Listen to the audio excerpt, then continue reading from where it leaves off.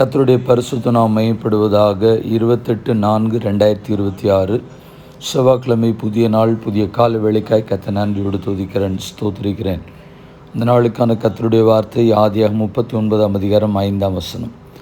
கர்த்தர் யோசேப்பு நிமித்தம் அந்த எகிப்தியன் வீட்டை ஆசீர்வதித்தார். The Lord blessed the Egyptians' house for Joseph's sake. கர்த்தருடைய நாமம் மையப்படுவதாக. ஆசீர்வதிக்கும் தேவன்.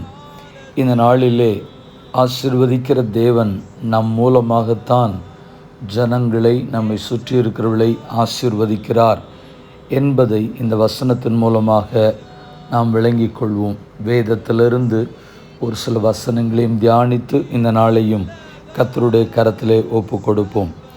அந்த வார்த்தை விதமாக நமக்கு தெளிவுபடுத்துகிறது. ஆதியாகமம் 39:5 முழு வசனம். கர்த்தர் யோசேப்பு நிமித்தம் அந்த எகிப்தின் வீட்டை ஆசீர்வதித்தார். வீட்டிலும் வெளியிலும் அவனுக்கு உண்டானவைகள் எல்லாவற்றிலும் கர்த்தருடைய ஆசீர்வாதம் இருந்தது. ஆதியாகமம் 19:29 சொல்லுகிறது, தேவன் அந்த சமபூமியின் பட்டணங்களை அழிக்கும்போது தேவன் ஆபிரகாமை நினைத்து லோத்து குடியிருந்த பட்டணங்களை தாம் கவிழ்த்து போடுகையில் லோத்தை அந்த அழிவின் நடுவிலிருந்து தப்பி போகும்படி அனுப்பிவிட்டார். அதாவது கர்த்தருடைய ஆசீர்வாதங்கள் என்பது நம் மூலமாகத்தான் ஜனங்களுக்கு கடந்து செல்கிறது. கர்த்தர் ஒரு நபரை, ஒரு பட்டணத்தை, ஒரு தேசத்தை நினைவு கூறுகிறார் என்று சொன்னாலும் நம் நிமித்தமாகத்தான் கர்த்தர் அந்த பட்டணத்தை, அந்த தேசத்தை நினைவு கூறுகிறார். கர்த்தருக்கு ஸ்தோத்திரம். அந்த அளவிற்கு ஆண்டவருடைய நினைவுகள் நம்மேல் இருக்கிறது. ஆதியாகமம் 30:27. அப்பொழுது லாபான், உன் கண்களில் எனக்கு தயவு கிடைத்ததேயானால் நீ இரு, உன் நிமித்தம் கர்த்தர் என்னை ஆசீர்வதித்தார் என்று குறிப்பினால் அறிந்தேன். லாபானும் புரிந்து கொள்ளுகிறான். கர்த்தருக்கு ஸ்தோத்திரம் உண்டாகட்டும். இவனால்தான், இந்த யாக்கோபு நிமித்தமாகத்தான் ஆண்டவர் லாபான் குடும்பத்தை ஆசீர்வதித்ததை குறித்தும் அவனும் சொல்லுகிறான். வேதமும் நம் மூலம்தான் அந்த ஆசீர்வாதங்கள் ஜனங்களுக்கு போகிறது என்பதை கர்த்தர் இந்த வசனங்கள் மூலமாக தெளிவுபடுத்துகிறார். ஆதியாகமம் 12:3 உன்னை ஆசீர்வதிக்கிறவர்களை ஆசீர்வதிப்பேன்.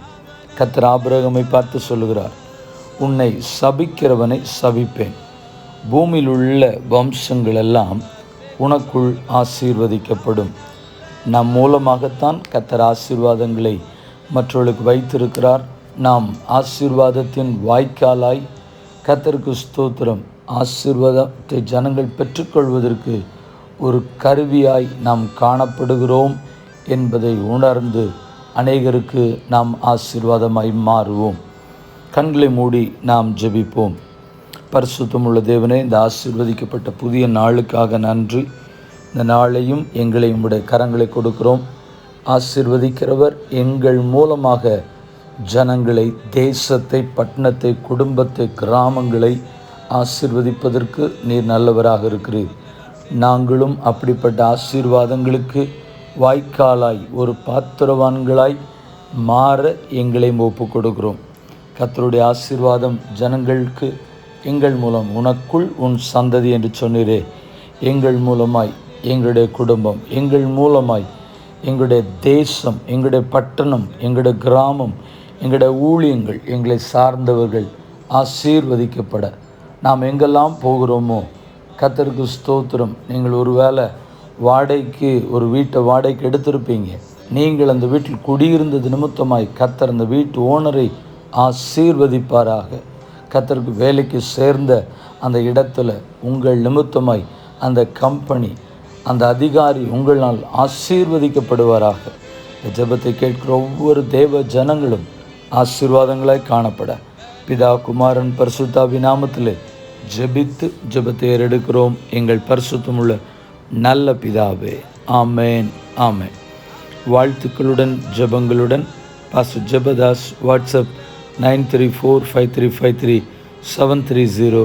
May Jesus bless you all. நேற்றைய கேள்வியும் பதிலும். நீங்கள் பலம் கொண்டு திடமனதாயிருங்கள், அவளுக்கு பயப்படவும் திகைக்கும் வேண்டாம். உன் தேவனாய் கர்த்தர் தாம் உன்னோடு கூட வருகிறார். அவர் உன்னை விட்டு விலகுவதுமில்லை, உன்னை கைவிடுவதுமில்லை. யார் யாரிடத்தில் மோசே இஸ்ரவேலர் யாவரையும் நோக்கி சொன்னது? உபாகம் 31:6.